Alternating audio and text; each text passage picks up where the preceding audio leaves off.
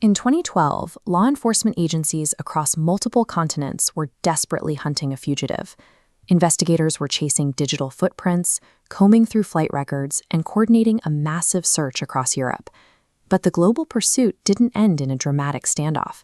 It ended quietly, inside a public internet cafe in Berlin. Police walked in to find their suspect, Luka Magnotta.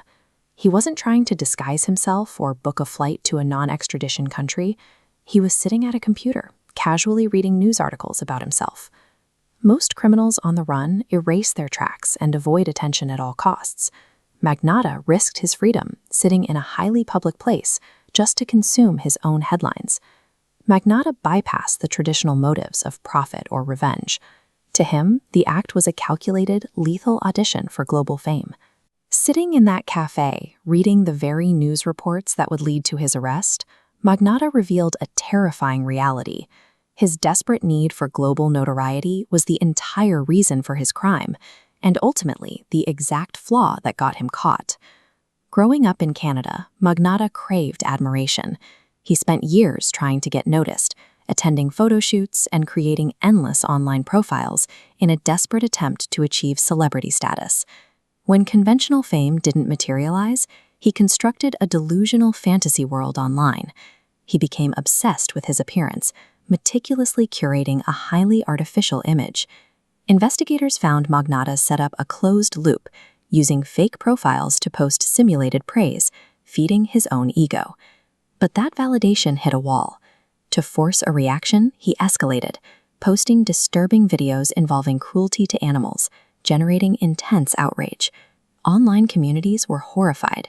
Internet sleuths started tracking his digital footprint, piecing together the terrifying content linked to his name, warning his behavior was rapidly escalating. To Magnotta, the shift from vanity to cruelty didn't matter. The negative attention and the infamy proved he finally had an audience, validating his dangerous obsession. While Magnotta was spiraling into internet infamy, Junlin was living a completely different life. He was an international student in Canada, working to build a future and achieve his goals. Junlin's quiet ambitions and innocent life would soon tragically intersect with a man who was completely consumed by dark narcissism. In 2012, that intersection ended in horror. Investigators determined Magnotta's murder of Junlin wasn't random or impulsive.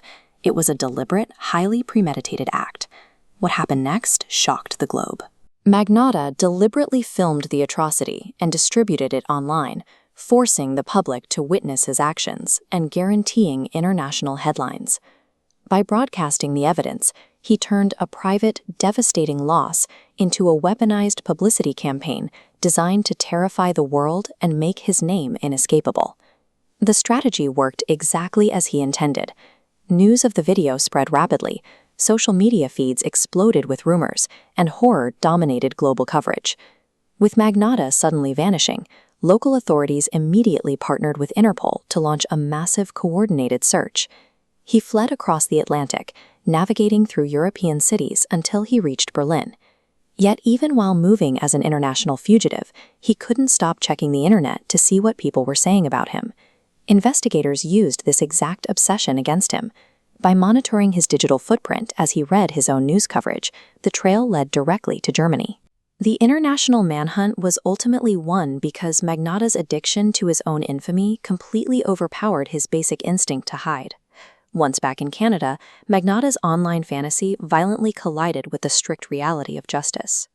During the trial, prosecutors laid out clear evidence of deep manipulation and long-term planning, effectively dismantling the defense's attempts to argue severe mental instability. The facts were undeniable. The jury delivered a swift guilty verdict, solidifying a first-degree murder conviction. But a courtroom verdict could not undo the permanent emotional devastation left behind. Junlin's family and the broader community were left to mourn an innocent life stolen. Magnotta successfully achieved the worldwide recognition he spent his entire life craving, but he bought that attention with another man's life and his own permanent loss of freedom. We are taught that criminals operate in the shadows, erasing evidence and avoiding detection. But in our modern digital age, the most terrifying threats no longer hide from the cameras. They actively chase them. Ultimately, the Magnotta case reveals a disturbing intersection of modern life, where human tragedy is exploited to manufacture personal notoriety.